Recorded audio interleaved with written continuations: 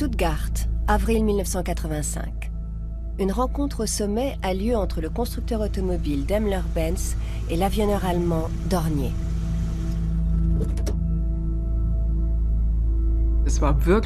C'est quelque chose qu'on nous a imposé.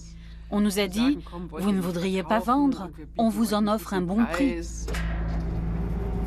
La vente concerne le legs d'un certain Claude Dornier, une entreprise de 12 000 salariés qui a écrit tout un pan de l'histoire de l'aviation. Chacune des parties a été installée dans une pièce. Et Lothar Späth, Reuter et Niefer ont navigué de l'une à l'autre. Nous, ils nous ont dit, c'est l'avenir de l'entreprise qui est en jeu. Mon beau-père a répondu qu'il refusait de vendre. Les négociations vont durer toute la nuit, sans que les parties parviennent à un accord. Je lui ai dit, ça suffit maintenant, on s'en va. On s'est levé et on s'est dirigé vers la porte. Lothar Späth nous a demandé alors ce qu'on faisait. J'ai répondu, ça suffit, on s'en va. Alors il a dit, si vous partez maintenant, vous lirez demain dans la presse que vous êtes responsable du naufrage de l'entreprise. Il n'a pas dit, vous ne partirez pas. Mais il nous a menacés très clairement.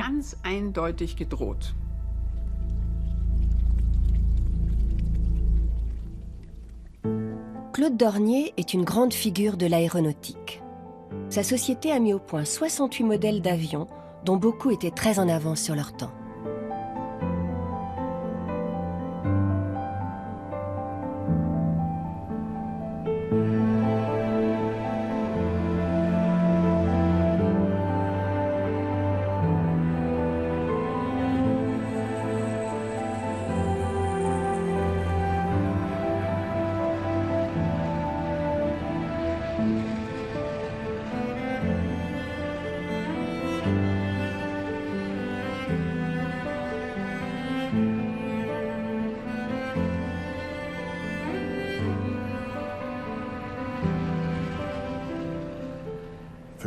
Pour lui, voler, c'était réaliser un des grands rêves de l'humanité. Il est né à une époque où l'avion n'existait pas. Et il a vécu assez vieux pour voir le premier homme sur la Lune. C'était quelqu'un de très chaleureux. Il avait un côté sévère, mais il était aussi très drôle. Il avait beaucoup d'humour. Et il était toujours bien habillé.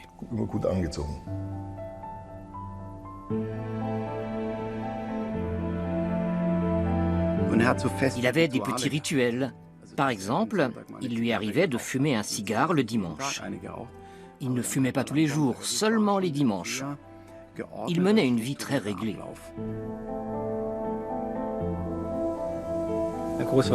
Mon grand-père était extrêmement honnête. Il n'avait aucun sens de la diplomatie.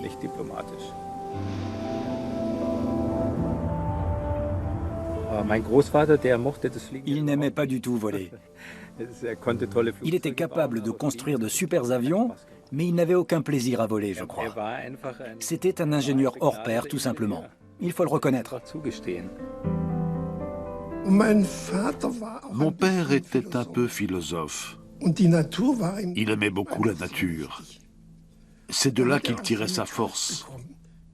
Il était heureux quand il pouvait aller en montagne. Celui qu'on appelait le professeur est entré dans l'histoire de l'aviation. Sa vocation naît vers 1900, dans les environs de Kaiserslautern. C'était un dimanche. J'étais parti en excursion dans la forêt avoisinante. J'étais sur le chemin du retour quand je vis soudain un gros engin qui approchait doucement dans le ciel. Il avait l'apparence d'un grand vaisseau volant et ses flancs brillaient de reflets argentés.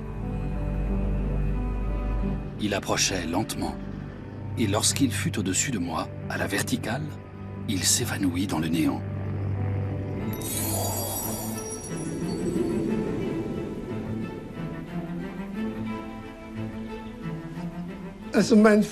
Mon père avait régulièrement des visions. Il était doué pour capter des intelligences supérieures, si je puis dire.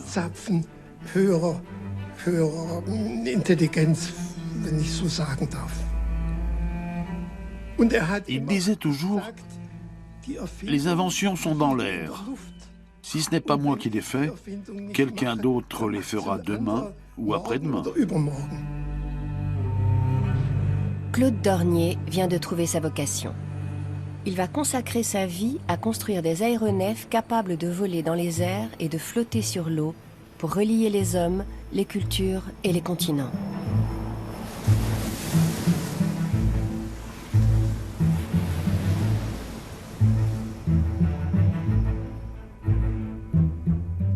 Il nous a dit un jour qu'il était passionné par l'hydravion. Mais cette passion ne l'a pas aveuglé. Au contraire, elle lui a montré les limites, mais aussi le potentiel de l'hydravion. Claude Dornier naît à Kempten en Bavière en 1884, dans une famille franco-allemande. Il grandit dans un monde en pleine mutation. Vers 1900, l'Europe se met littéralement en mouvement.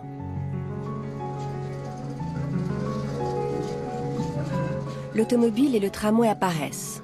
On se passionne pour le gramophone et la TSF.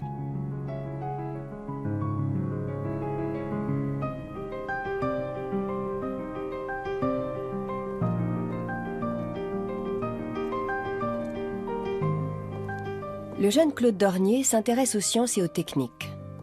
L'aviation naissante exerce une fascination sur lui comme sur tant d'autres. J'étais mu par le désir de conquérir les airs.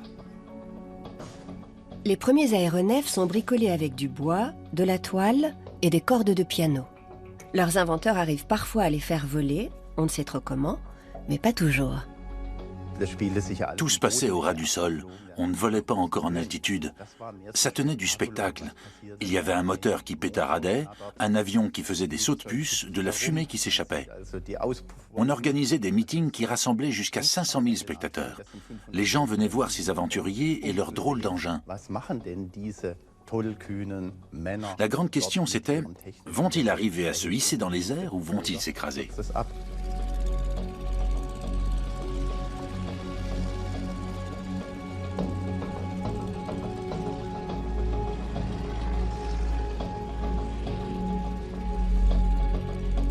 En 1903, Claude Dornier part pour Munich et commence des études d'ingénieur. Rapidement, il succombe aux tentations de la grande ville et profite de la vie étudiante.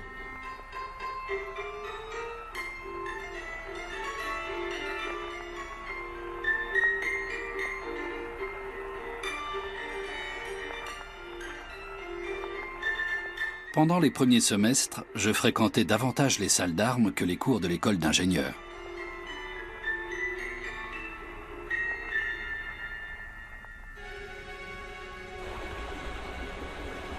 C'est à cette période que son père tombe gravement malade. Son commerce devint périclite. Le jeune Claude va devoir subvenir aux besoins de sa grande famille.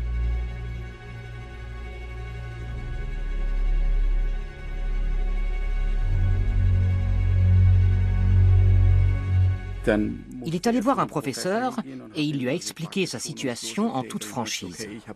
Il lui a dit « Il faut que je termine mes études pour subvenir aux besoins de ma famille et m'occuper de mes frères et sœurs. » Il réussit à avaler tout le programme en très peu de temps. J'ai obtenu mon diplôme d'ingénieur en mécanique en 1907, à l'âge de 23 ans, à l'issue de 4 années d'études. Mes notes n'étaient pas fameuses. Sans cette pression, il aurait certainement été un autre homme. Mais il était évident qu'il devait s'occuper de sa famille. Sans cela, il serait peut-être devenu artiste ou que sais-je. Il aurait peut-être fait tout autre chose.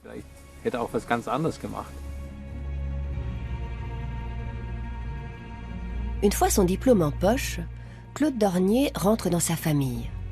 Il recherche activement un emploi, mais sans succès. Alors il dessine des plans dans sa chambre.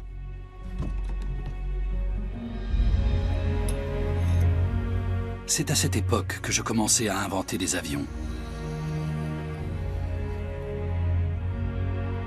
J'envoyai mes plans au professeur Kutta de l'Université technique de Munich. Après de longues semaines, je reçus une réponse manuscrite. Il avait étudié mes plans et en concluait que l'appareil était incapable de voler.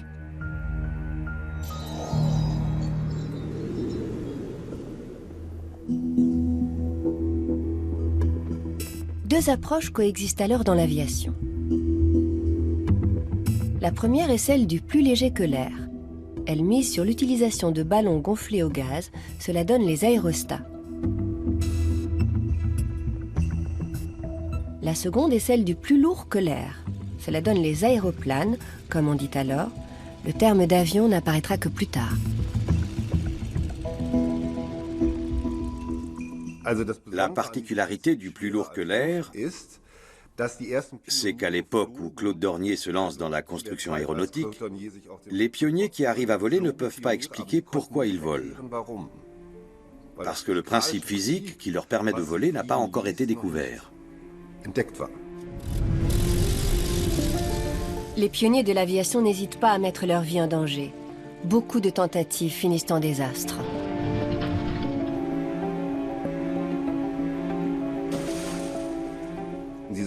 Ils avancent selon la méthode des essais et erreurs. On fait une tentative, si on échoue, on réessaie, on échoue peut-être une nouvelle fois, mais aux alentours de 1910, cette approche mène à une impasse, car toute nouvelle tentative d'améliorer ces appareils implique de prendre des risques considérables. Les aérostats, plus légers que l'air, sont beaucoup plus sûrs que les aéroplanes plus lourds que l'air. En Allemagne, un nom s'impose. Il va même devenir synonyme de dirigeable. C'est celui de Ferdinand von Zeppelin. En Bavière, Claude Dornier n'abandonne pas son rêve. Il postule à l'usine Zeppelin à Friedrichshafen, au bord du lac de Constance. Mais sa candidature n'est pas retenue. Il décroche finalement son tout premier poste chez le constructeur mécanique Nagel à Karlsruhe. Nous sommes dans les années 1910. Et les conditions de travail sont alors difficiles dans l'industrie allemande. Claude Dornier travaille 70 heures par semaine pour un salaire mensuel de 150 marks or, dont il reverse la plus grande partie à sa famille. Il s'autorise un repas chaud le dimanche seulement. On me confia la conception d'un dispositif destiné au crématorium de Karlsruhe. Il s'agissait de conduire les cercueils jusqu'au four crématoire. Ce fut ma toute première machine et je crois avoir ainsi mécanisé le dernier voyage d'un grand nombre de mes contemporains. Claude Dornier passe tout son temps libre dans les montagnes de Bavière. Jamais je n'ai parlé aussi puérilement à Dieu. Jamais je n'ai trouvé autant de réconfort et d'espoir dans la prière. À l'époque, j'aurais volontiers troqué le métier d'ingénieur pour la vie simple d'un paysan des montagnes. J'avais en horreur les usines et les villes où devait se jouer mon avenir. Si je n'avais pas eu à subvenir aux besoins de mes parents et de mes frères et sœurs, je ne me serais jamais lancé dans une carrière d'ingénieur.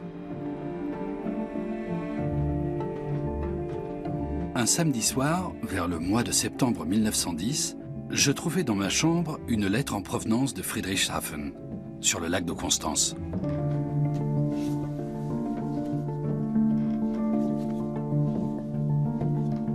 Monsieur, vous avez postulé il y a quelque temps à un emploi dans notre entreprise.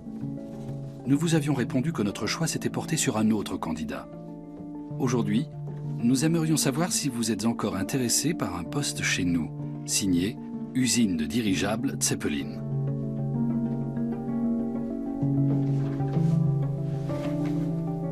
Je m'assis sur mon lit comme dans un rêve. Enfin, je voyais une lumière dans mon obscure existence. Il entre au département des essais de l'usine Zeppelin en novembre 1910. On lui confie la conception de la structure métallique des dirigeables, qui doit être à la fois légère et stable.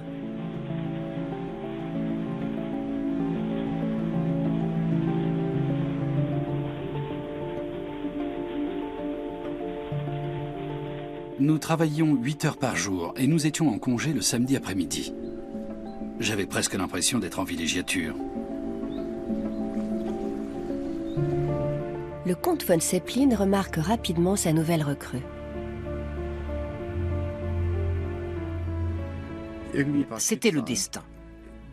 Tout le monde connaît cela, ce moment crucial où l'existence bascule. Pour Claude Dornier, ça a été la rencontre avec Ferdinand von Zeppelin. Dornier met au point un procédé innovant. En déformant des tôles, il obtient une plus grande rigidité de leurs bords, ce qui permet de fabriquer des corps creux à parois fines, à la fois légers et solides. Aujourd'hui encore, ce procédé est utilisé dans la construction aéronautique.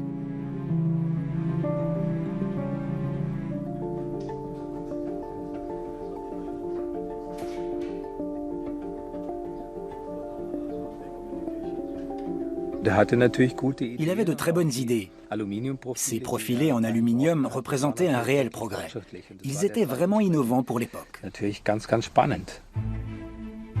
Ferdinand von Zeppelin a subi les moqueries de ses contemporains et de l'empereur allemand lui-même. Mais ces dirigeables finissent par conquérir les airs. En 1914, il peut s'enorgueillir d'avoir transporté 35 000 passagers civils. Mais tout n'est pas au point dans les dirigeables. Par grand vent, on ne peut pas les rentrer au hangar parce qu'ils se mettent en travers de la porte. Claude Dornier est chargé de trouver une solution au problème. Les autorités offrent même une récompense pour cela.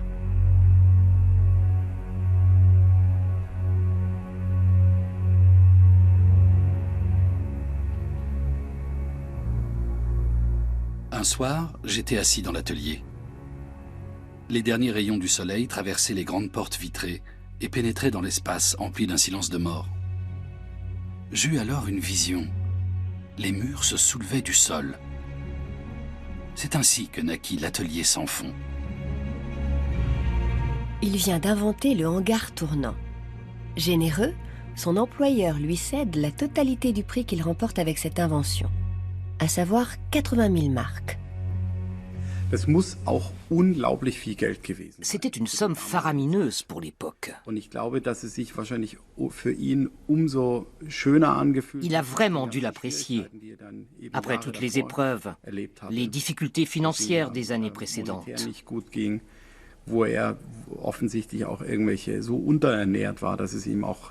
Il avait même des soucis de santé tellement il était sous-alimenté. Il a dû vraiment savourer la victoire.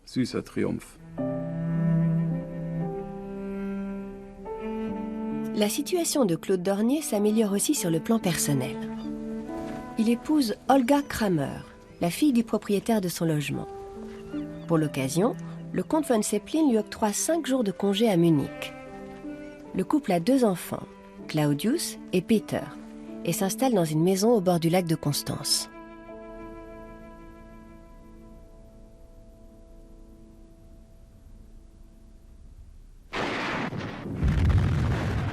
« 1914.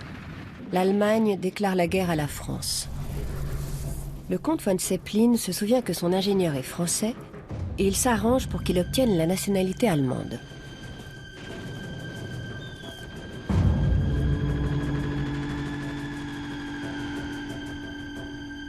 Pour la première fois de l'histoire, les belligérants s'affrontent aussi dans le ciel.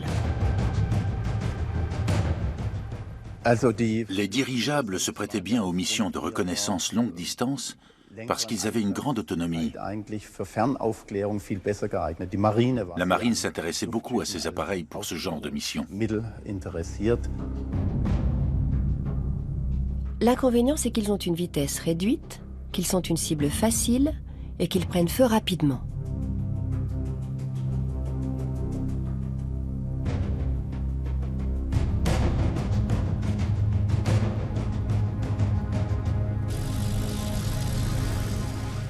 Les aéroplanes se prêtent mieux aux missions derrière les lignes ennemies.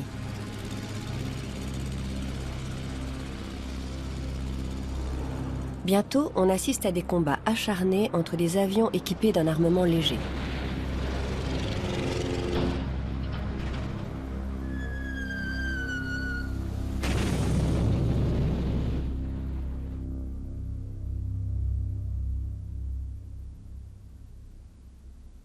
Ferdinand von Zeppelin confie alors une nouvelle mission à Claude Dornier. Concevoir pour la marine un avion capable de transporter une bombe d'1 tonne destinée à être lâchée sur les docks de Londres.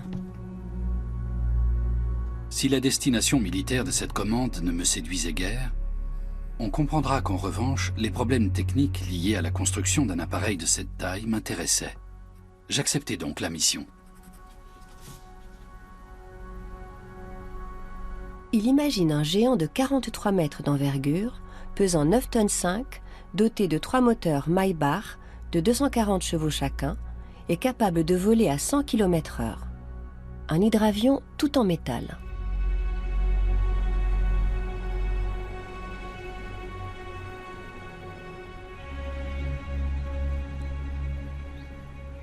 Ils sont devant ce beau lac de Constance, et c'est là que leur vient l'idée d'un hydravion. C'est d'autant plus intéressant qu'un avion terrestre de la même taille aurait nécessité des pistes de décollage et d'atterrissage immenses, parce que les moteurs de l'époque ne sont pas très puissants. Un an après le début des travaux, une tempête détruit le RS-1. Il devait effectuer son tout premier vol le lendemain.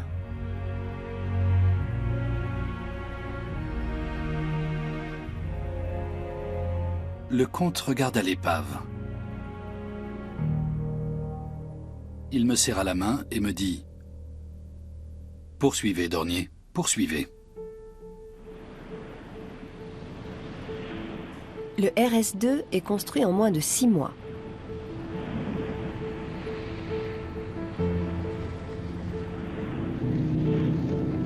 Suit alors une longue série de faux départs dont se moquent les riverains.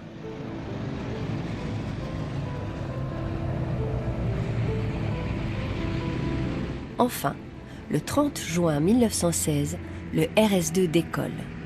C'est le premier avion de Claude Dornier à voler.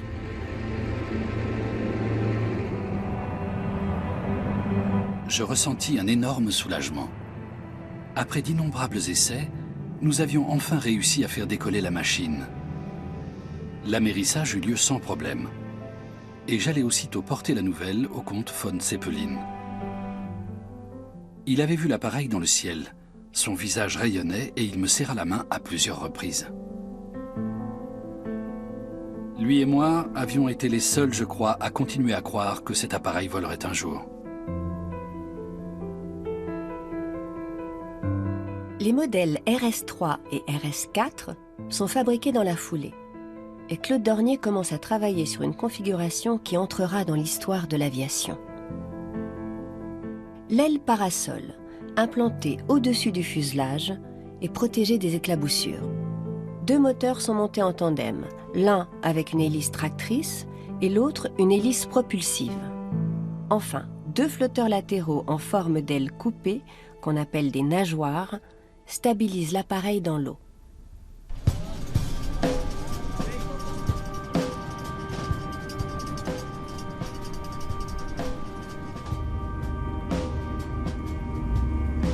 Parmi les 24 petits-enfants de Claude Dornier qui vivent aujourd'hui éparpillés dans le monde, Irène est certainement le plus mordu d'aviation.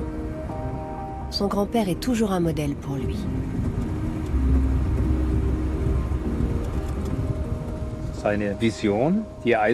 Il a suivi son idée avec une volonté de faire. Ça m'impressionnait beaucoup. Et puis il était très humain, très simple. Je trouvais ça convaincant. Il avait des intuitions, il y croyait, et c'est comme ça qu'elle devenait réalité.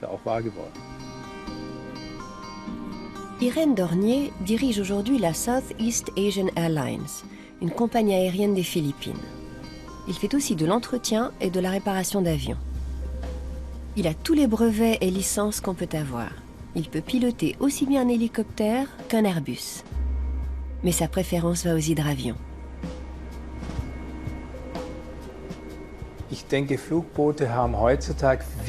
Les hydravions redeviennent d'actualité avec l'augmentation des problèmes environnementaux, et notamment les inondations. Je pense au changement climatique, mais aussi à la piraterie et à la surveillance des côtes et des oléoducs. Les avions amphibies et les hydravions sont de nouveau une solution d'avenir.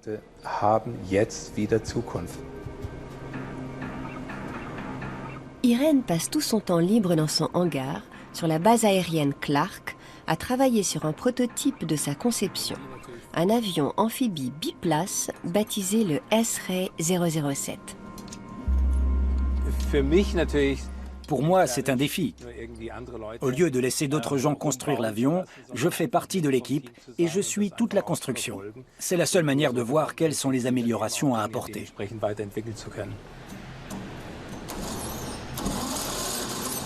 Du prototype à la fabrication en série, le chemin est semé d'embûches. Le problème du moment, c'est le démarreur. C'est en voyant comment fonctionne le prototype qu'on voit si on va vraiment pouvoir construire l'avion comme ça.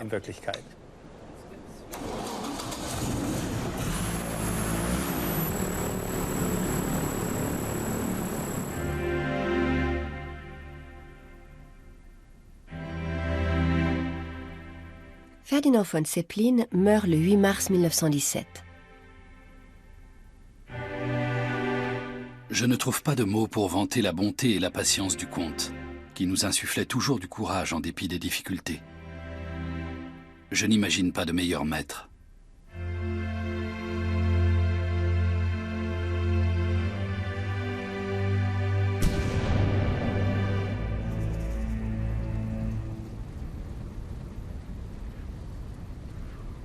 « 1918. La fin de la guerre met un coup d'arrêt à l'aéronautique allemande. L'Allemagne a alors construit 52 000 avions au total. Ce qui reste de sa flotte doit être détruit ou cédé. Le Kaiser abdique. Le traité de Versailles prévoit le transfert de 15 000 avions allemands aux puissances alliées. Mais surtout, il interdit à l'Allemagne de reconstruire ses forces aériennes.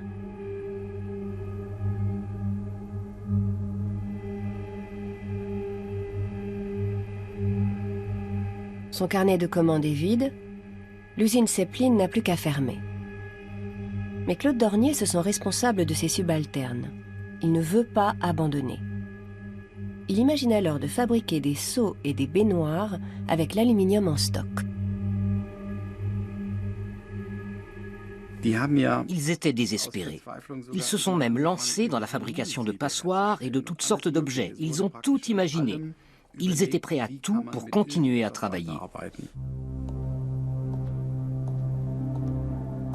Claude Dornier ne baisse pas les bras. En secret, il travaille avec ses collaborateurs au plan d'un nouvel hydravion. Nous nous accrochions à un mince espoir. La construction d'avions était interdite, mais la conception et la mise au point ne l'étaient pas.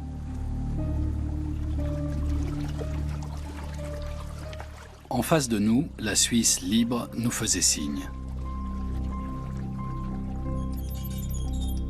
Nous trouvâmes un vieux bâtiment inoccupé près de Rorschach. C'était un ancien atelier en mauvais état, mais on pouvait y assembler un avion dans des conditions rudimentaires.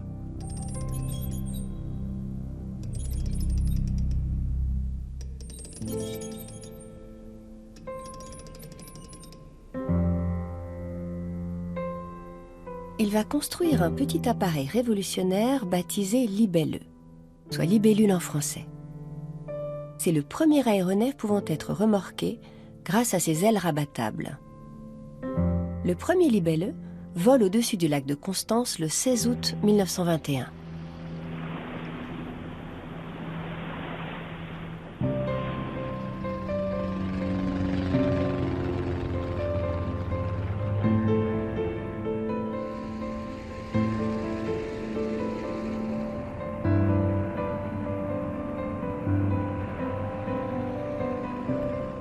Près d'un siècle plus tard, aux Philippines, Irène Dornier pilote un avion qu'il a mis au point sous l'œil attentif de son grand-père.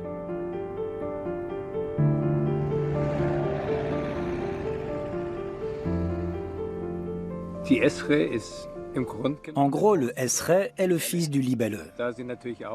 C'est un Dornier typique, avec son aile parasol. Cette aile montée très haut permet d'éviter les projections d'eau. D'autant que l'hélice aussi est montée très haut.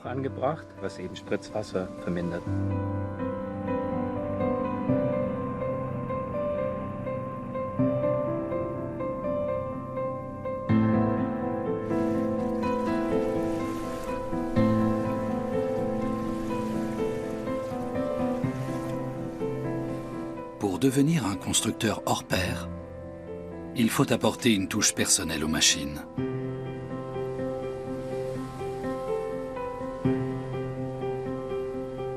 Au-delà de leurs différences, Irène Dornier a les mêmes exigences esthétiques que son grand-père. Une bonne machine est forcément belle. C'est vrai pour le S-Ray. Il vole divinement. Il est aussi très agréable sur l'eau. On pourrait presque dire que c'est un appareil romantique. Il est vraiment exceptionnel.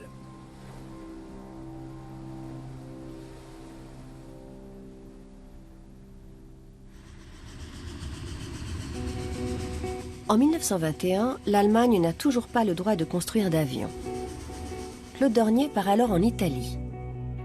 Dans sa valise, il emporte les plans d'un hydravion d'un nouveau type qu'il baptisera le Wal, la baleine en français.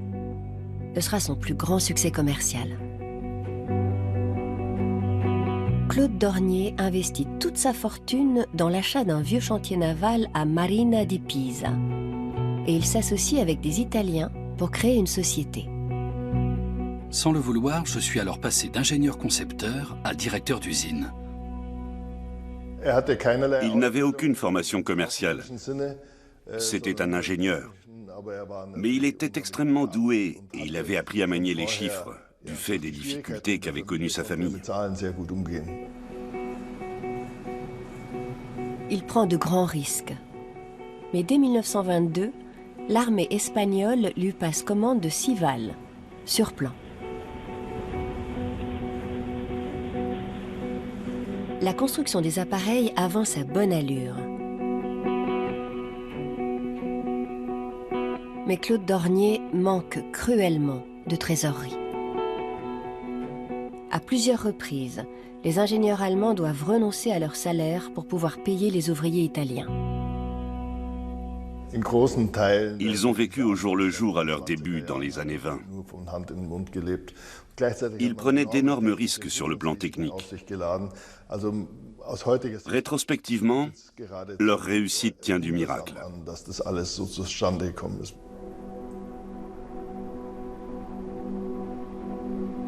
L'aérodrome d'Ober-Pfaffenhofen, dans les environs de Munich, près d'un siècle après. Une équipe d'ingénieurs germano-chinoises travaille sur le prototype de l'avion amphibie le plus évolué du monde. Le Seastar est destiné aux opérations en mer ou dans les zones côtières.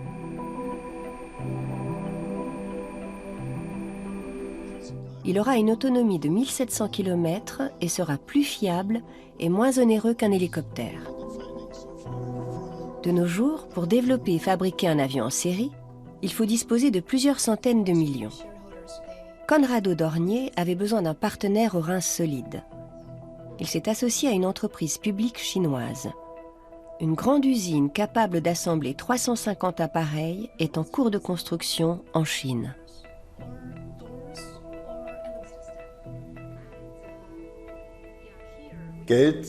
Il est indispensable d'avoir des capitaux dans ce secteur, parce que les investissements de départ sont très importants. Souvent, il faut préfinancer 10 années de développement avant d'avoir un retour sur investissement. Donc, sans capitaux, c'est impossible.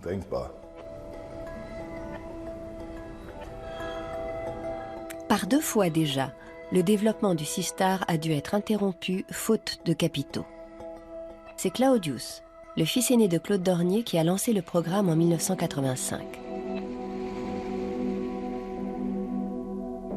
Conrado, son fils, était là dès le départ. Il est toujours convaincu de la viabilité économique du programme. Le Seastar est un cheval de trait. Il peut transporter des passagers entre une île reculée et un aéroport international. Il peut surveiller les côtes, remplir des missions de sauvetage en mer, contrôler la pêche et la pollution de l'environnement. Cet appareil est taillé sur mesure pour toutes ces missions. 150 ingénieurs planchent sur le nouveau Seastar. La prochaine étape du développement est ce qu'on appelle le roll-out.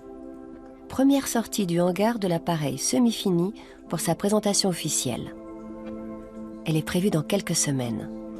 Depuis le lancement du programme, le Seastar a beaucoup évolué, notamment dans l'avionique et le train d'atterrissage. Mais la configuration typique de Dornier a été conservée. La particularité du Seastar, c'est qu'il est entièrement en matériaux composites. En fait, on a poursuivi la démarche de mon grand-père. Il a introduit la tôle d'aluminium dans la construction aéronautique et elle reste très utilisée de nos jours. Nous, on a introduit ces matériaux composites qui sont, selon nous, l'avenir dans l'aéronautique.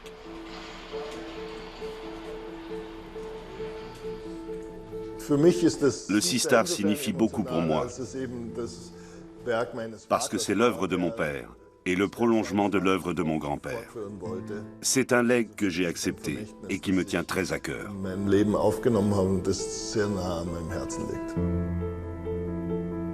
Dornier a dû surmonter de nombreuses difficultés financières pour développer le VAL. Béni par l'évêque de Pise, l'appareil effectue son premier vol le 6 novembre 1922. Il inaugure une nouvelle ère dans l'aviation.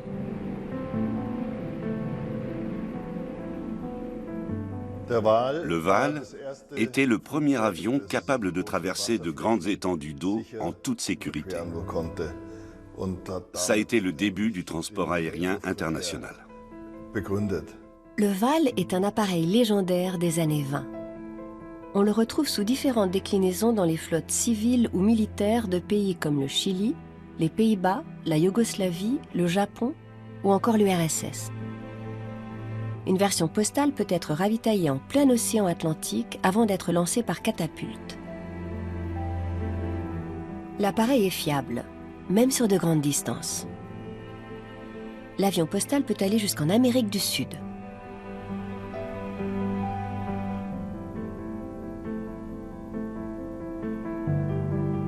Le VAL établit plus de 20 records. En 1931, on compte 350 exemplaires construits, soit par Dornier lui-même, soit par d'autres constructeurs sous licence dans différents pays. Grâce à ce modèle, la société Dornier acquiert une notoriété internationale.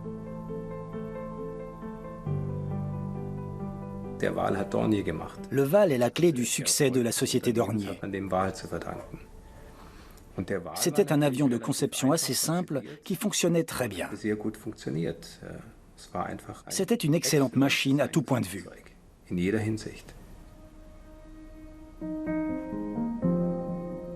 Le grand explorateur norvégien Roald Amundsen dira qu'il n'a pas trouvé de meilleur avion que le VAL.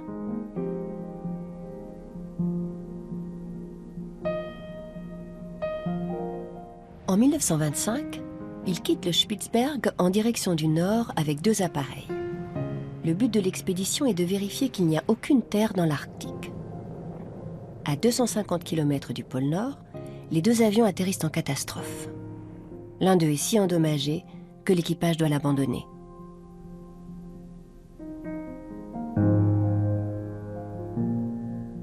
Les hommes vont mettre 3 semaines à aplanir la banquise à la pelle pour créer une piste de décollage. Le pilote réussit à décoller sur la courte piste avec les 2 équipages à bord et à amérir au large du Spitzberg. Un Fokkier qui passe par là remorque l'appareil et l'équipage est de retour dans la baie du Roi le 18 juin 1925.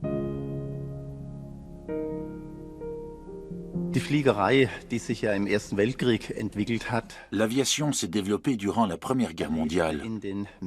Et dans les années 20, elle faisait les gros titres de la presse. Amundsen atterrit au pôle Nord en hydravion. Un tour du monde en hydravion. Lindbergh effectue la première traversée de l'Atlantique en avion. Toutes ces nouvelles sont sensationnelles pour les lecteurs, qui ignoraient tout des avions jusqu'alors. Les pionniers de l'aviation se passent même d'aéroports. En 1926, le Suisse Walter Mittelholzer relie Zurich au Cap, à bord d'un Dornier Mercure. Il parcourt les 15 000 km qui séparent les deux villes en 17 jours. Il décolle et amérit sur des lacs ou des fleuves. L'avion rapproche les continents. La lointaine Afrique devient soudain plus proche. À travers l'aviation, le colonialisme allemand vit une sorte de résurrection. Ou disons du moins que l'aviation soulage un peu la douleur fantôme dont souffrent les Allemands depuis qu'ils ont perdu leur colonie. Dans l'entre-deux-guerres, l'aviation devient l'emblème de la modernité. Elle symbolise le degré de développement des nations et devient un enjeu politique. Mon grand-père rêvait de créer un transport aérien transocéanique de passagers. Mais il savait parfaitement que pour cela, il fallait de gros avions.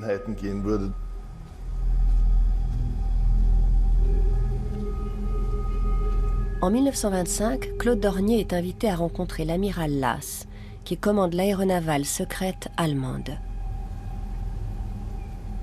Il me dit: Dornier, que diriez-vous si un inconnu vous offrait une grosse somme d'argent pour construire un immense aéronef comme on n'en a encore jamais vu? L'argent est là. Mon cœur battit la chamade, je dois l'avouer. La conception et la fabrication d'un grand hydravion était l'une des plus belles missions que je pouvais imaginer, si ce n'était la plus belle.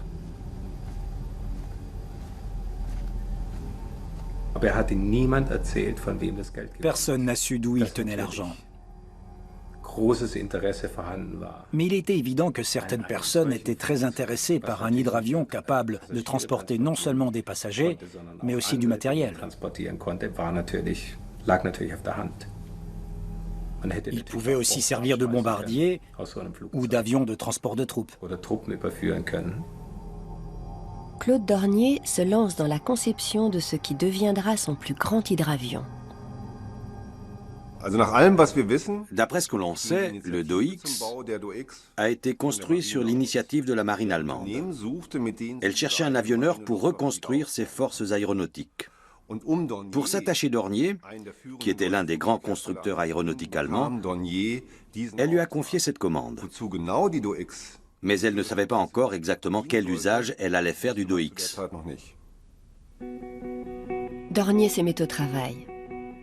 Le DOX doit porter 50 tonnes et avoir une autonomie de 1000 km. Pour cela, il est doté de 12 moteurs. La machine ne pouvait pas être construite en Allemagne. On a donc ouvert une usine de l'autre côté du lac de Constance, à Altenrhein, en Suisse. C'était l'usine aéronautique la plus grande et la plus moderne du monde à l'époque. C'est là qu'on a construit le DOX.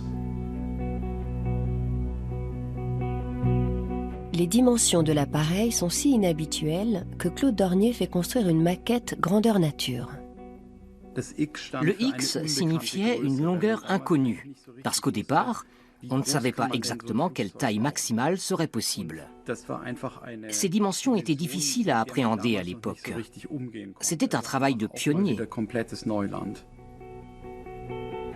Le 12 juillet 1929, l'hydravion géant est mis à l'eau pour les premiers essais. Mais est-il seulement capable de voler? C'est la question qui hante tous les esprits. Certains experts pensent qu'il ne pourra pas se soulever dans les airs et encore moins soulever un chargement.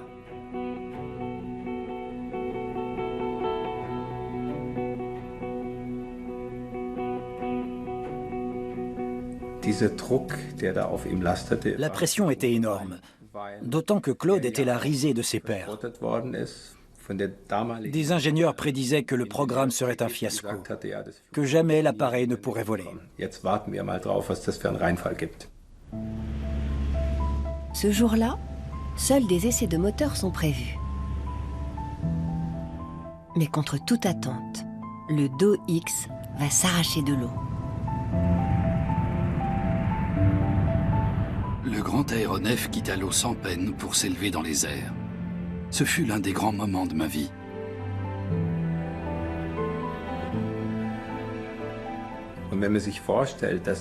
Imaginez donc, Claude met au point un minuscule biplace en 1921 et à peine quelques années plus tard, en 1929, il fait voler un géant comparable à un Airbus 380.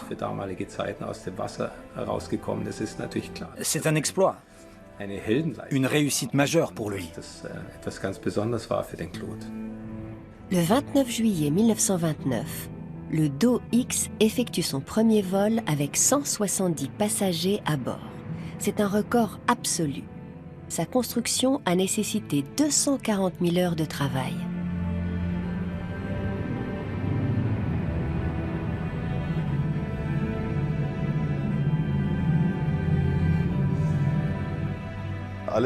Tout le monde était à bord. Les salariés de l'usine, mon grand-père, mon père, mon oncle. C'était un grand événement. C'était révolutionnaire. Tout le monde voulait prendre part au voyage. Il y avait même des passagers clandestins.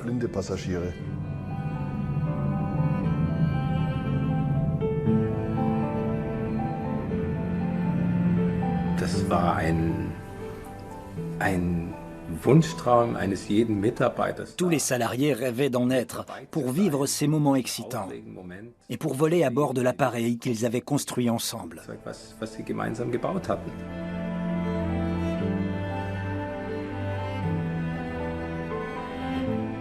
Ce n'est pas le capital qui fait la valeur d'une société, c'est l'esprit qui y règne.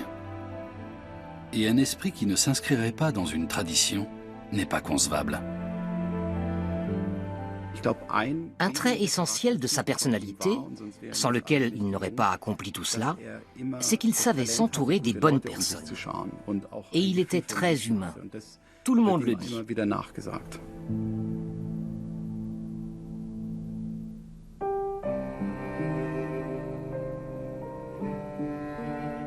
Sur le plan personnel, la vie de Claude Dornier a changé. Olga, sa femme, a succombé à la grippe espagnole en 1918. Il est resté seul avec leurs deux jeunes fils, Claudius et Peter.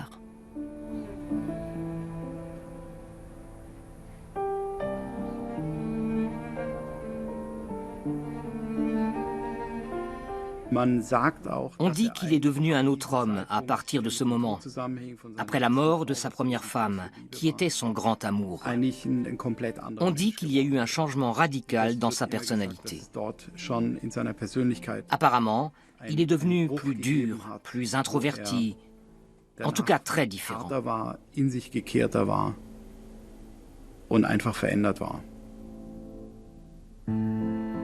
En 1926, à l'âge de 42 ans, Claude Dornier épouse Anna, sa secrétaire de longue date.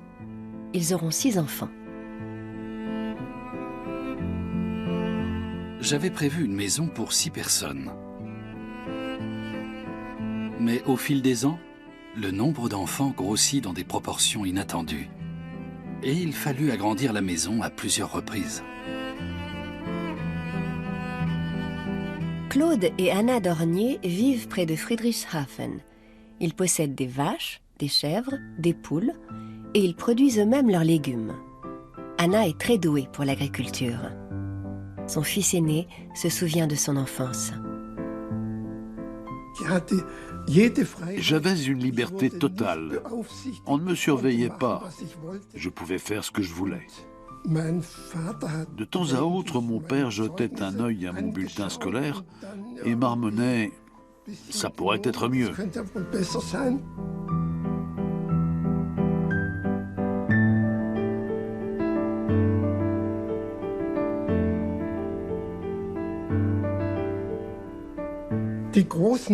Mes grands frères comptaient beaucoup pour moi.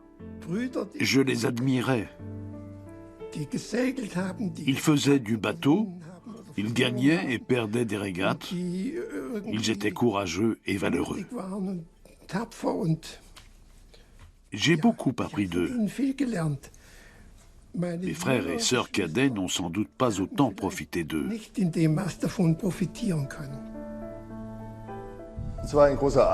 Il y avait une grande différence d'âge.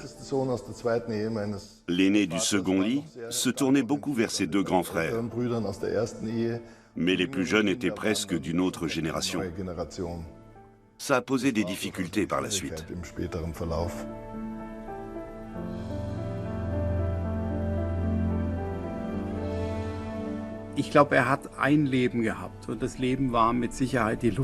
Sa vie à lui, c'était l'aéronautique. Ses proches devaient s'en accommoder et trouver leur place dans ce cadre. Mais il tirait beaucoup de force et d'énergie de sa famille. Une nouvelle idée germe alors dans l'esprit de Claude Dornier.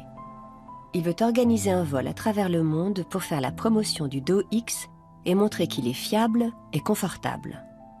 Un voyage qui s'achèverait à New York.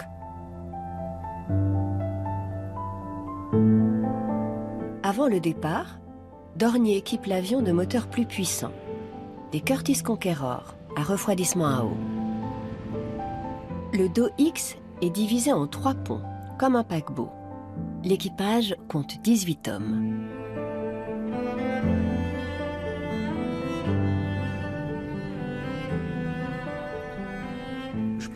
Ce qui est intéressant avec le DOX, c'est qu'il a reçu un agrément en tant que bateau.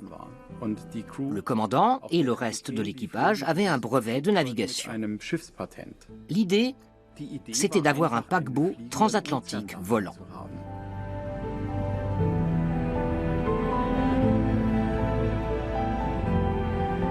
Le géant fait escale à Amsterdam, en Angleterre et au Portugal, puis longe la côte africaine jusqu'en Guinée-Bissau.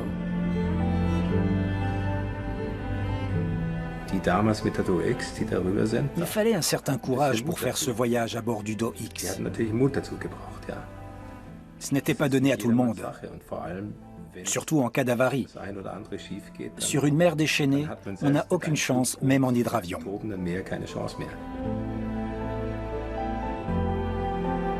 Sur le pont principal, on aménage des salons luxueux avec téléphone et machine à écrire. La vaisselle est en porcelaine fine et le menu est composé avec grand soin. Tout est fait pour le confort des passagers. J'ai voyagé à bord du DOX quand j'étais enfant. C'était fantastique, tout ce luxe dans un si gros avion. C'était un raffinement inimaginable. Il y avait même des meubles de style. C'était magnifique. L'appareil était assez silencieux. Il était vraiment convaincant.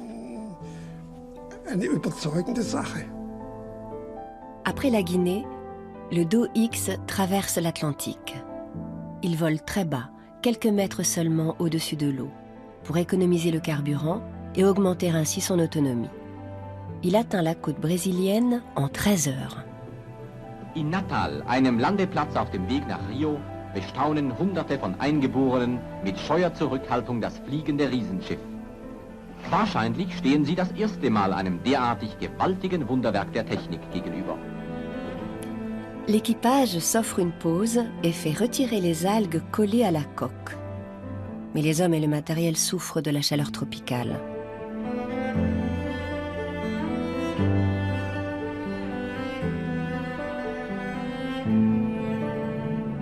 À Rio de Janeiro, le DOX fait 2 tours d'honneur autour du pain de sucre. Puis il longe la côte est de l'Amérique en passant par Miami et il rallie New York en 22 jours. Il amérit sur l'Hudson le 27 août 1931, 2 ans après son vol inaugural.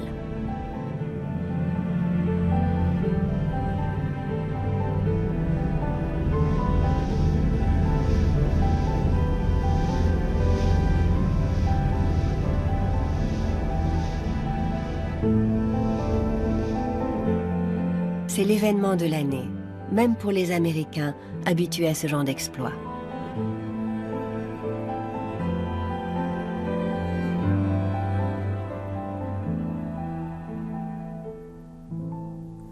Ce vol à travers le monde était une grosse action de promotion.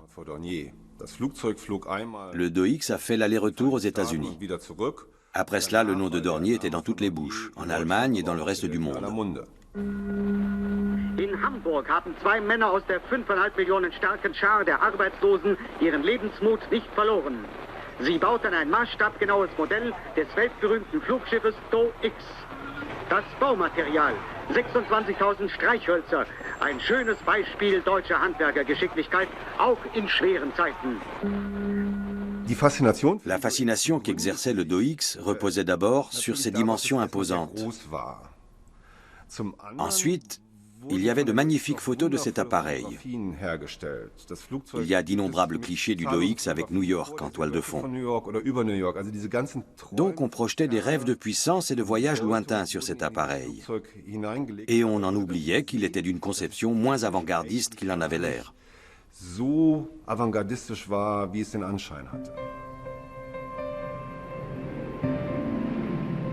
En 2004, Irène Dornier effectue un vol similaire à travers le monde à bord d'un Do-24. Il s'agit alors de lever des fonds pour l'UNICEF. L'appareil se pose à New York 76 ans, jour pour jour, après le DO-X.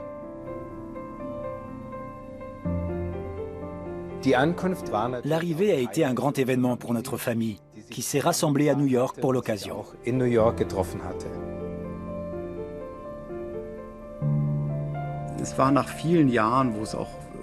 Notre famille avait connu de longues années de désaccords et d'événements fâcheux, et tout cela a été oublié à cette occasion, au moins le temps d'une journée.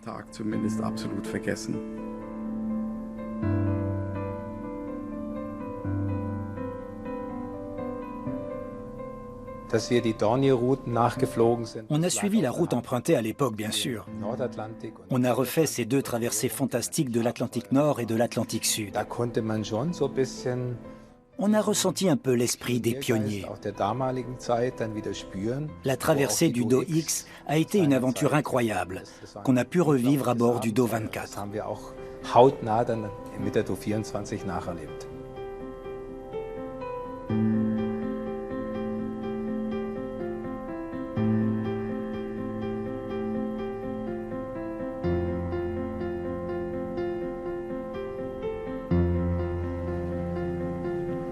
Le 24 mai 1932, le DO-X est de retour en Allemagne. Il amérit sur un lac des environs de Berlin. La foule lui fait un accueil triomphal.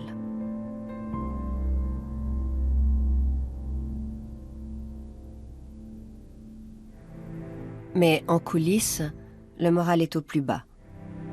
La marine italienne a commandé 2 exemplaires du DO-X dans le cadre des réparations de guerre. Hormis cela, le carnet de commande est vide.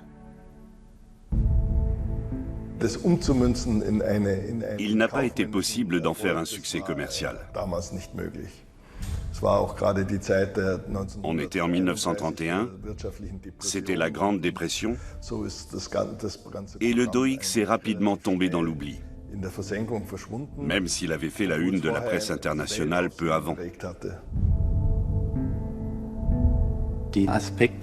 On attendait de cet appareil de la fiabilité, de la régularité, etc. Mais ces qualités étaient impossibles à atteindre avec les moyens de l'époque, notamment au niveau de la motorisation, ou alors à un coût prohibitif. En plus, il était beaucoup trop lourd. La charge utile était trop faible pour qu'il soit rentable. Il aurait fallu faire payer un prix exorbitant aux passagers. L'appareil ne convenait absolument pas à l'exploitation d'une ligne aérienne long courrier. Finalement, le DO-X sera démonté et conservé au musée de l'aviation de Berlin avant d'être mis au rebut en 1945. Le DO-X a été à la fois sa plus grande réussite et sa plus grande déception.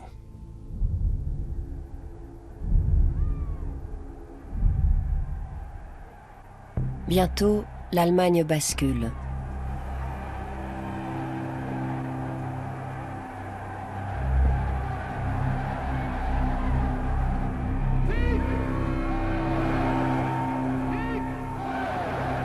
Les nazis viennent de prendre le pouvoir et ils veulent se doter d'une grande flotte aérienne. Tout ce qui vole est pour moi, dira Göring. Göring et les nazis promettent d'investir des sommes énormes dans la construction aéronautique. Mais dès le début, on voit bien que tout cela va mener au réarmement de l'Allemagne et à la guerre. Claude Dornier hésite, alors que d'autres saisissent pleinement l'occasion qui leur est offerte. Il hésite, mais ne fait pas partie de ceux qui refuseront de collaborer avec les nazis. L'usine Dornier enregistre ses premiers bénéfices en 1934. L'Allemagne est en train de se réarmer et les commandes pleuvent sur un secteur aéronautique alors moribond. Elles concernent aussi bien la conception que la fabrication d'avions. Revers de la médaille, le secteur devient dépendant du régime. Comme tant d'autres, Claude Dornier a profité de la relance économique qui a suivi la crise en Allemagne. Les préparatifs de guerre ont bénéficié à tout le secteur aéronautique et ils ont apporté la croissance à son entreprise aussi. En 1938, l'usine Dornier emploie 14 000 personnes. Son expansion rapide pose le problème du logement du personnel. Claude Dornier participe alors au financement de logements ouvriers, de cantines d'entreprise et d'équipements sportifs et de loisirs.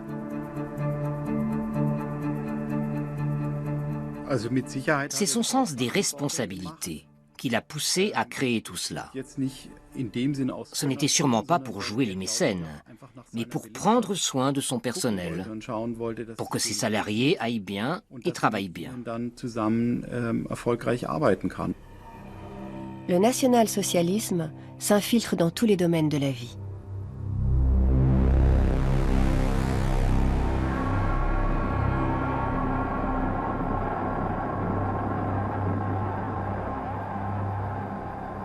Même les plus jeunes sont touchés par la dictature dont ils subissent l'endoctrinement.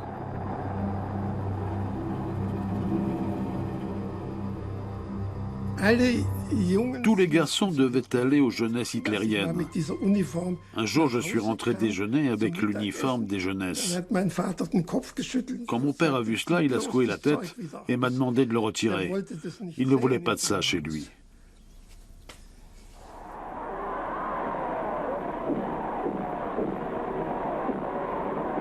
Claude Dornier n'a pas de sympathie pour le Parti national-socialiste.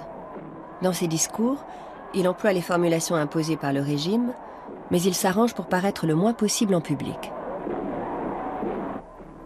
Il n'adhère au parti qu'en 1940 et ne portera jamais l'insigne nazi.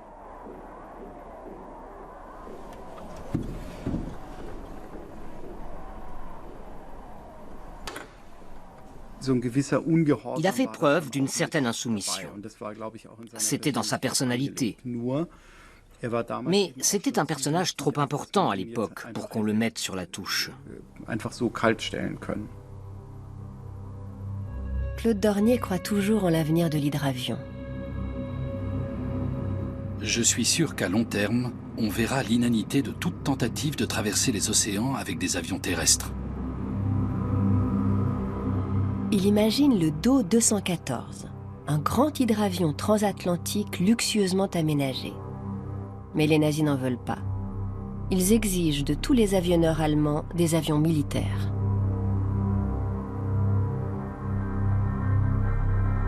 Parmi toutes les forces armées du Reich, c'est la Luftwaffe qui bénéficie du budget le plus conséquent pour son réarmement. Elle va se doter de la plus grande flotte jamais vue.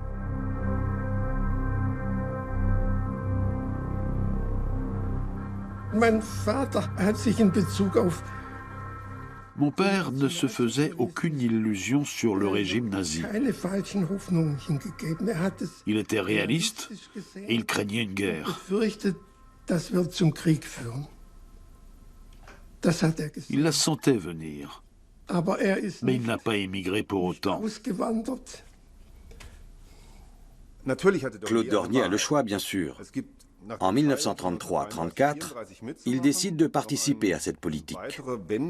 Puis, en 1938, une nouvelle étape est franchie dans l'histoire de l'aéronautique allemande.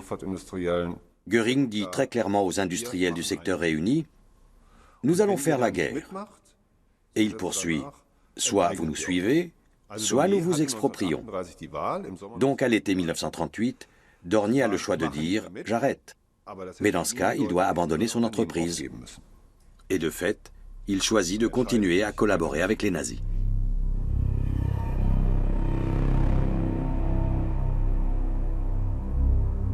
Le Do-17 est l'avion de combat le plus réussi de Dornier. Conçu comme un avion postal rapide, il sera utilisé pendant la guerre comme appareil de reconnaissance, bombardier et chasseur nocturne. Son successeur, le Do-217, remplira les mêmes fonctions. Le Do-17 est utilisé par la Luftwaffe essentiellement dans la bataille d'Angleterre. Ensuite, la production s'arrête et Claude Dornier est contraint de fabriquer des appareils conçus par d'autres, sous licence.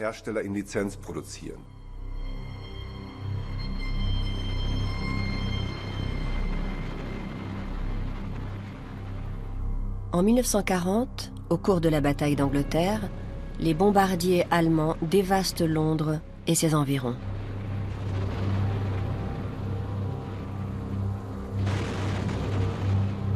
L'Allemagne met de plus en plus de moyens dans ses usines d'armement. Sur les chaînes de montage, les femmes remplacent les hommes partis au front. Elles seront rapidement rejointes par des travailleurs forcés, le plus souvent originaires d'Europe de l'Est, et placés là par le régime nazi.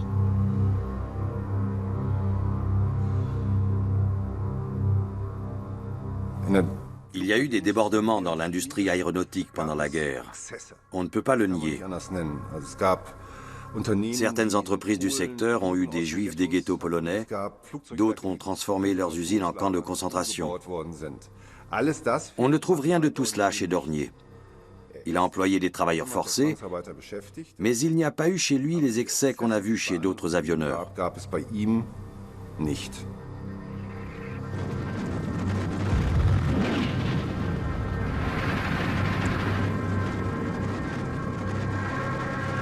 La guerre aérienne fait des milliers de morts et laisse les villes en ruine.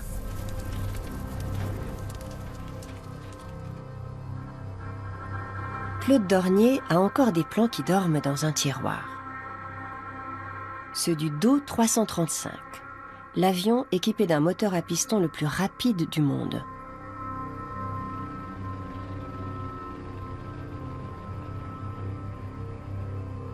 Peter, son second fils, va participer au programme de conception. Claude Dornier, lui, va suivre l'avancée des travaux de loin.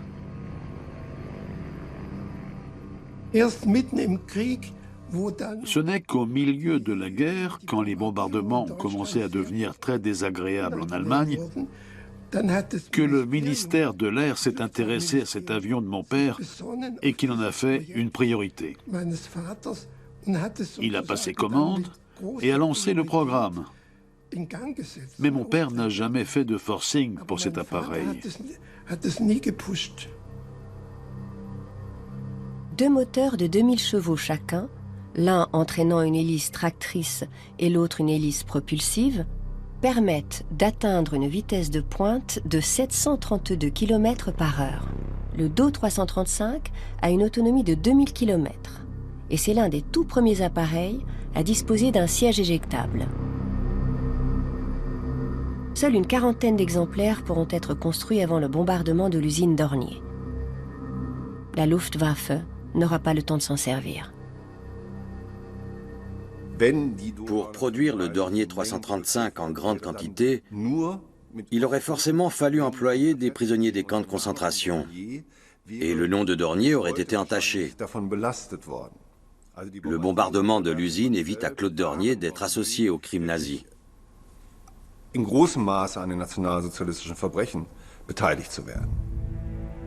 8 mai 1945. Le Troisième Reich capitule. L'Allemagne nazie est anéantie. Et comme en 1918, l'histoire va contrecarrer les plans de Claude Dornier. Les Alliés interdisent à l'Allemagne de construire des avions, ou même de former des ingénieurs aéronautiques. Ils détruisent la flotte existante et démontent les usines.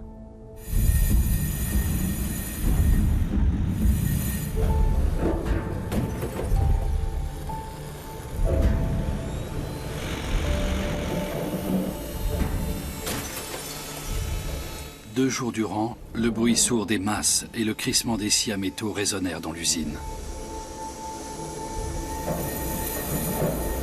Je n'y ai pas mis les pieds.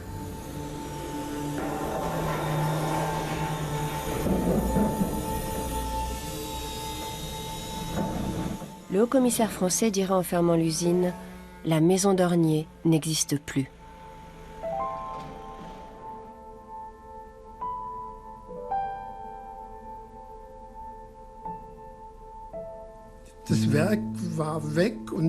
Il n'y avait plus d'usine, sa voiture n'était plus là, il n'y avait plus rien.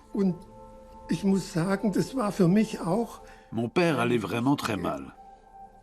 C'était un homme fort qui avait bâti une grande entreprise.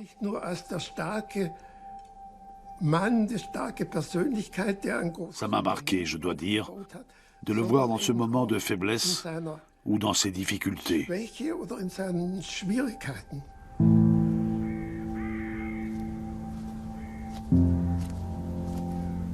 Lors de la procédure de dénazification, Claude Dornier est classé parmi les suiveurs du régime et n'est pas sanctionné.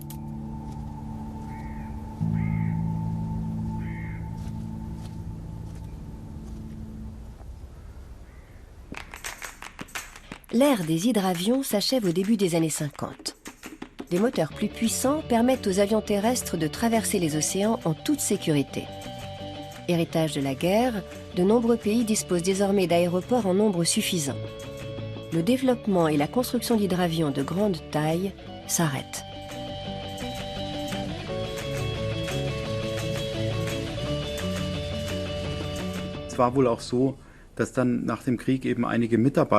Après la guerre, certains salariés de Claude Dornier lui ont demandé de relancer l'activité. Et il a retrouvé la motivation de tout recommencer. Parce qu'il s'était résigné à son sort. Et il n'était pas sûr d'avoir la force ou la volonté de recommencer à zéro. Une fois encore, Claude Dornier va chercher à appliquer son savoir-faire à d'autres domaines. Il commence par créer une usine de fabrication de machines de tissage et de machines textiles, une société qui existe encore actuellement. Puis dans les années 50, il construit une petite voiture automobile à 4 places qu'il baptise Delta.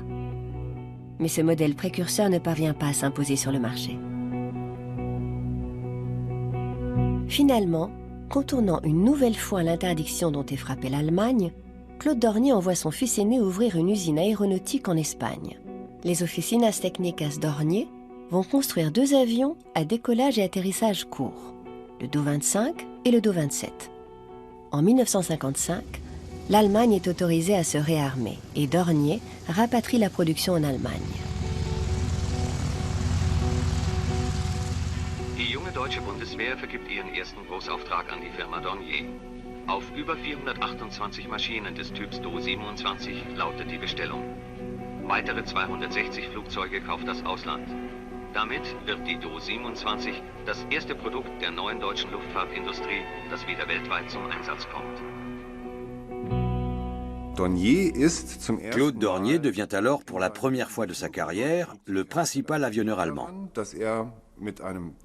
C'est parce qu'il revient en Allemagne avec un produit fini et que l'armée de l'air lui passe une grosse commande.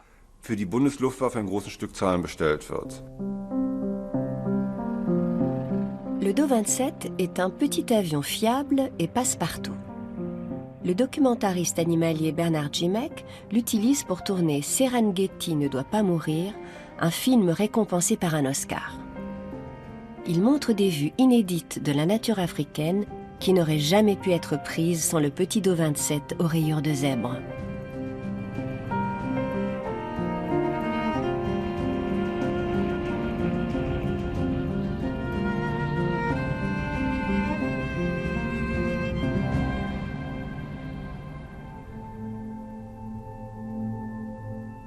La guerre froide s'intensifie. Le mur de Berlin divise l'Allemagne. La doctrine militaire évolue et les états-majors réclament un avion d'un nouveau type.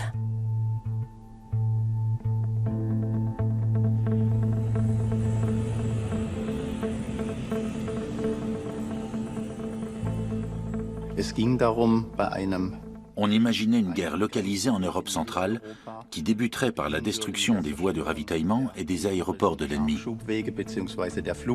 Et on voulait un avion capable de décoller et d'atterrir à la verticale, sur des aires non préparées telles que des autoroutes ou des champs.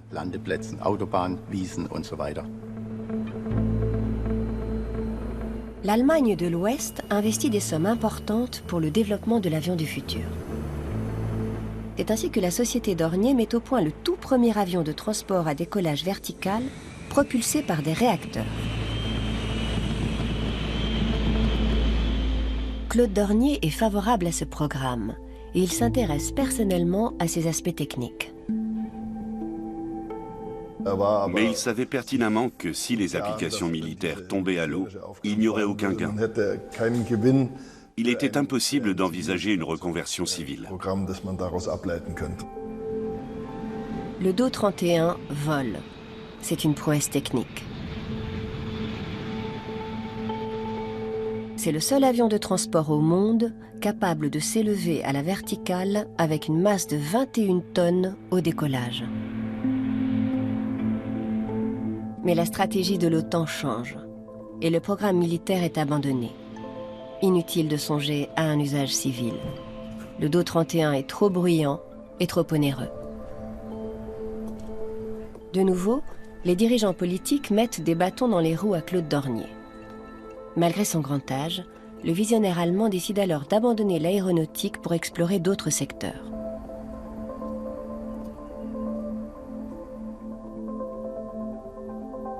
Il crée pour cela Dornier Systems, une société qu'il conçoit comme un laboratoire technologique où inventer l'avenir. Drones, systèmes de sécurité pour centrales nucléaires, informatique, satellites, tests de roquettes. Dornier se diversifie jusque dans l'aérospatial.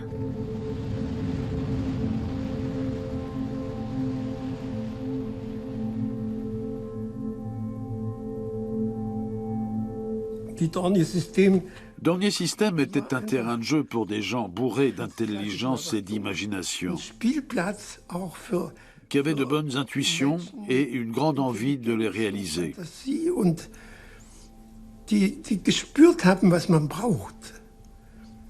Quand on rassemble un certain nombre de gens intelligents, ils produisent toujours quelque chose.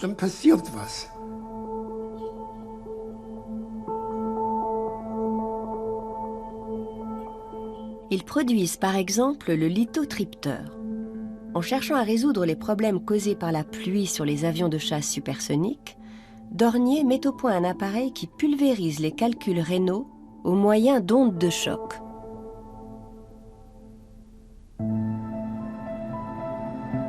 Dans le cadre de la coopération franco-allemande, Dornier développe aussi l'Alpha Jet. Cet appareil léger est destiné à l'entraînement ou à l'attaque. Il sera adopté par de nombreux pays. Irène Dornier possède l'un des derniers exemplaires de cette machine.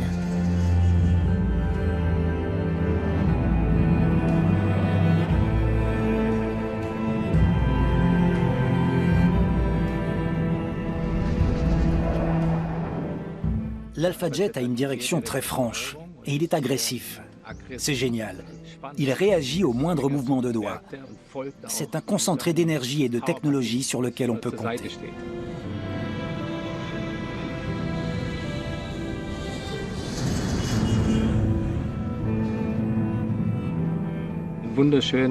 C'est un avion magnifique et très abouti. Sur le plan esthétique, c'est un Dornier typique, avec son aile parasol. Il est maniable et équilibré. C'est un plaisir de le piloter. Il a une belle harmonie.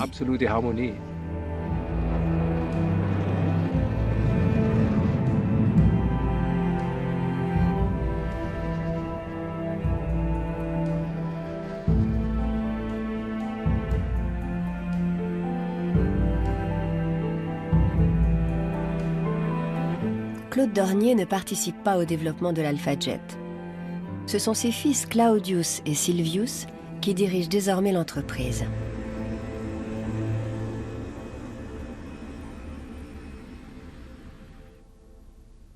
Le grand avionneur se retire progressivement des affaires. Il passe les dernières années de sa vie à Zug, en Suisse.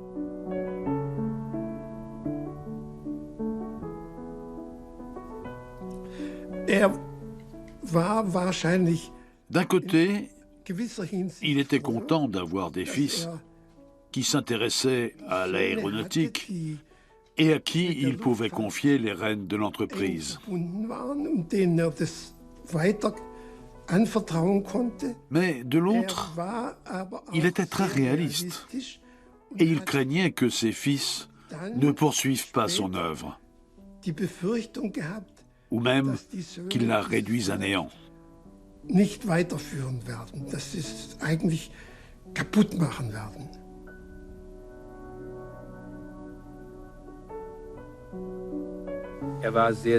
Il était épuisé.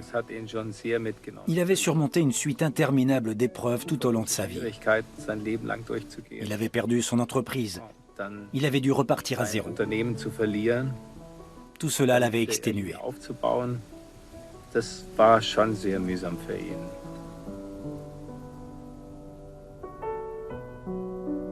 Claude Dornier meurt le 5 décembre 1969 à l'âge de 85 ans. Quelques mois plus tôt, il avait pu voir le premier homme marcher sur la Lune.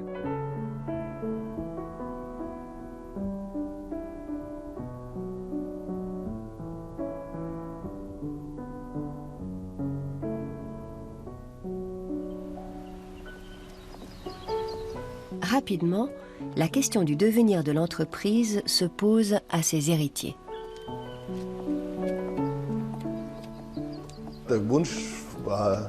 On voulait rester une entreprise familiale.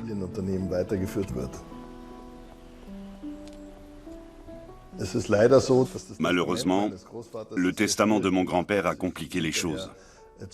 On a eu du mal à se mettre d'accord pour nommer un nouveau dirigeant. Il y a eu un conflit. On aurait pu éviter cela par voie testamentaire. Je crois qu'il a agi ainsi à cause de la grande différence d'âge, environ 20 ans, qu'il y avait entre mes frères aînés et les plus jeunes. Les aînés et les cadets n'avaient pas du tout vécu les mêmes choses et ils pensaient différemment.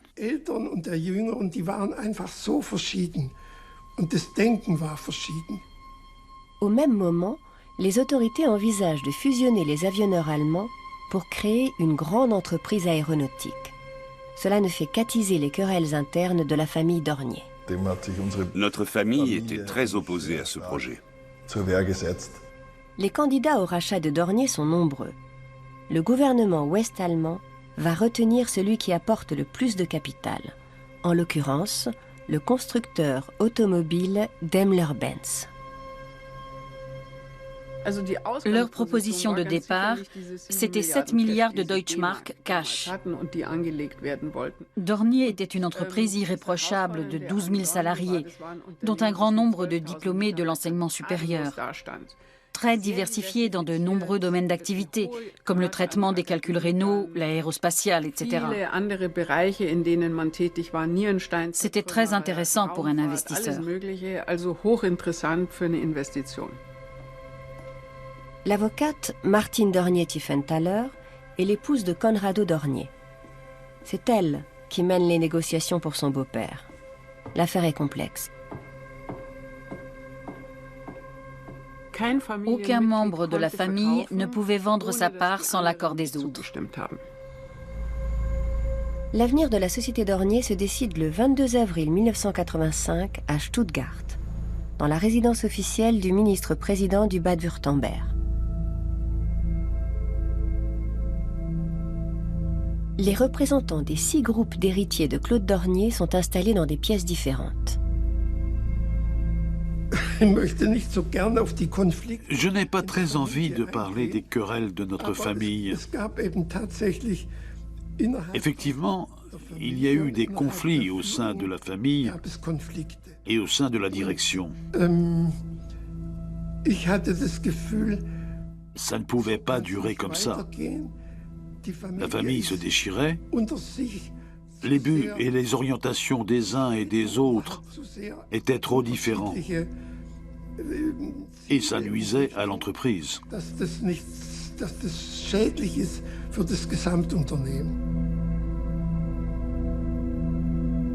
Mais Claudius, le fils aîné, refuse de vendre sa part. Mon frère Claudius croyait encore pouvoir sauvegarder l'esprit d'Ornier. On pouvait le comprendre. Mais toutes ces disputes m'horripilaient. Et je me disais qu'il valait mieux en finir une fois pour toutes. Ça a été une décision très difficile à prendre, même pour moi. Puis on a compris clairement que mon beau-père ne vendrait pas. Ils ont sollicité les accords de tous les autres et ils ont gardé mon beau-père pour la fin, comme un dernier bastion. Les négociations sont conduites par Lothar Späth, alors ministre-président du Bade-Wurtemberg.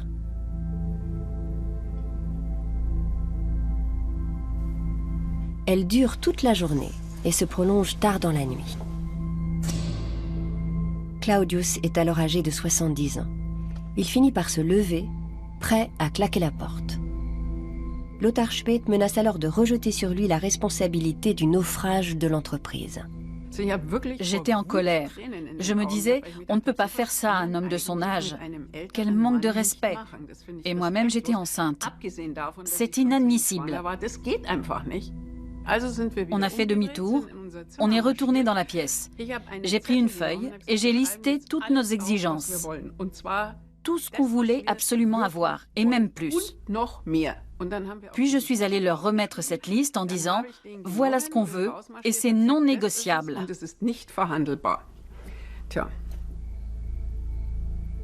La somme négociée cette nuit-là reste un secret. Le compte-rendu des négociations disparaît dans le coffre des archives de Daimler-Benz, où il doit rester au moins 40 ans.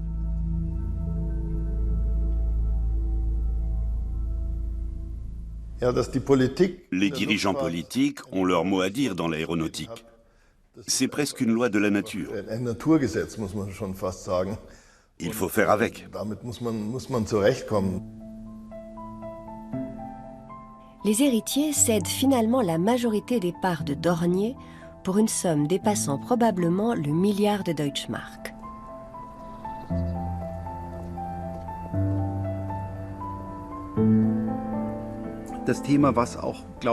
L'essentiel, pour la famille et pour l'histoire, c'est de ne pas baisser les bras, de continuer, de regarder vers l'avenir et de ne pas se décourager en cas d'échec. Il faut se relever et poursuivre. Près d'un siècle après le vol inaugural du Val, un héritier de Claude Dornier présente le Sea Star, qui est un peu son successeur.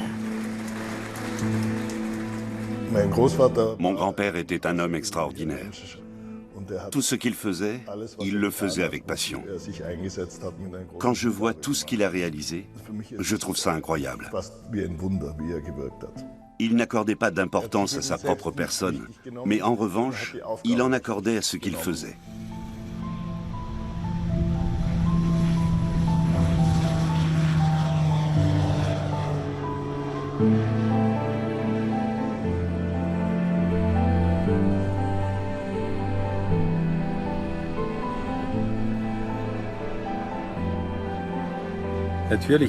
Mon grand-père continue de vivre en nous, en tout cas en moi.